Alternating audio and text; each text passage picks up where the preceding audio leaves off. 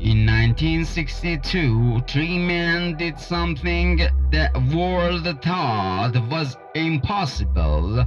Frank Morris, along with brothers John and Clarence Anglin, launched the most daring escape in Alcatraz history. During the American Civil War, 1861 until 1865, Alcatraz became a military prison. Rebellious soldiers, already army deserters, even civilians who spoke out against slavery were locked away there. Some were imprisoned for months or even years, without trial, without a lawyer, and without any hope of escape. Now imagine this: prisoners on that rocky island, building their own cells with their bare hands. At night, the cold ocean wind howled through the air, and the only sound you could hear was the clanking of chains. Alcatraz was built to break you, not just your body, but your spirit. Alcatraz was like a dark hell filled with the most sinister face in American history. But a few of them were so dangerous, so infamous, their names still echo today.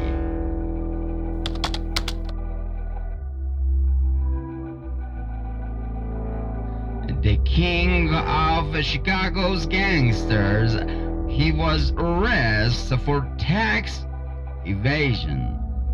But his real crimes were far more brutal.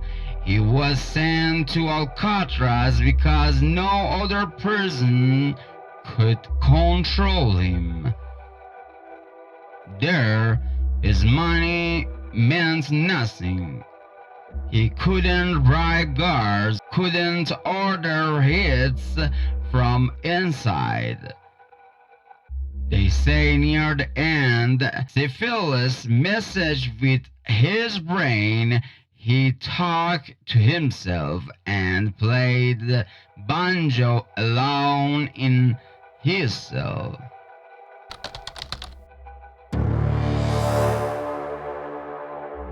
A master bank robber and kidnapper. His nickname came from the deadly machine gun he carried. At Alcatraz, his legend crumbled.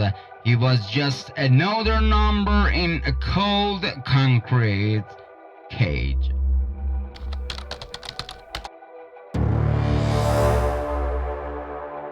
The Birdman of Alcatraz. In a previous prison, he became famous for caring for birds. But in Alcatraz, he wasn't allowed to keep even one. Despite the nickname, on that island he had no birds, just bars, walls, and silence.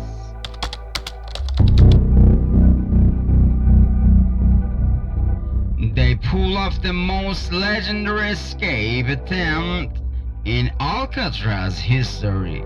In 1962, they used spoons and papier-mâché to dig through their walls and craft dummy heads to fool the guards, and disappeared into the dark waters. Their bodies were never found. Did they survive, or sea claim them? No one knows. Alcatraz wasn't just a prison, it was a living museum of America's darkest minds. In 1962, three men did something the world thought was impossible. Frank Morris, along with brothers John and Clarence Anglin, launched the most daring escape in Alcatraz history. For months they planned in secret, using spoons and handmade tools. They slowly chipped away at the walls of their cells. At night, they placed lifelike dummy heads made of paper, soap, and real hair on their pillows to fool the guards. While the guards thought they were sleeping, they were crawling toward a hidden ventilation shaft. They made it to the rooftop, then down to the shore, and from there they set sail on a homemade raft built from stolen raincoats. They were never seen again. The FBI claimed they drowned, but the Anglin family insists they survived. They even say they have photos of the brothers alive and living in South America under new identities. It remains the only successful escape from Alcatraz, but whether they lived or died in the cold waves, the secret is still lost in the fog. Some say they drowned, some say they escaped, but the Anglin family, they never stopped believing. After the infamous 1962 escape from Alcatraz, strange things begin to happen. Mysterious postcards begin arriving, unsigned, cryptic, and always untraceable. Their handwriting familiar, the tone personal. To the family it was clear John and Clarence were alive.